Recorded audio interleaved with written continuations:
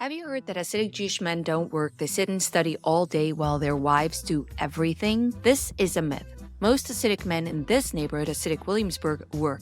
Many run local businesses. Let's visit some of them. Well, first, the neighborhood hardware store. This guy sells pots and pans, but also he has this little pool in the back called a mikveh, where Orthodox Jews can dip their pots and pans before they take it home, as is required. We have a media stand of newspapers and magazines produced by local Hasidim, mostly in Yiddish and reflecting the religious values. A few pictures of people, mostly text, very PG censored media. Now let's take a look at the technology. As I showed you in another video, the internet is contentious here. So this Hasidic Jew sells kosher phones and cameras without internet. Elsewhere, another company lets me rent a cubicle to use computer that has been filtered. To my surprise, my website is not blocked. This toy shop actually sells gadgets for kids like internet-free MP3 players and a Game Boy officially called a Good Boy that promises no violence, only kosher games.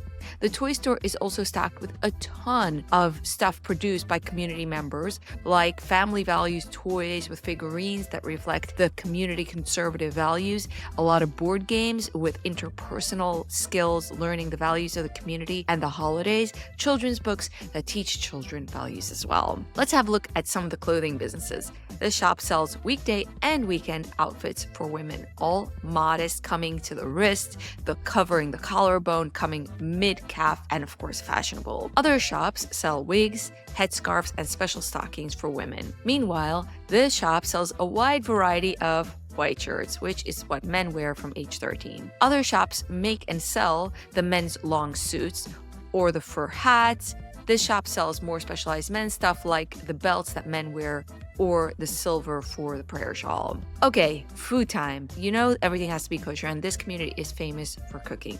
So there is a lot happening on the food scene.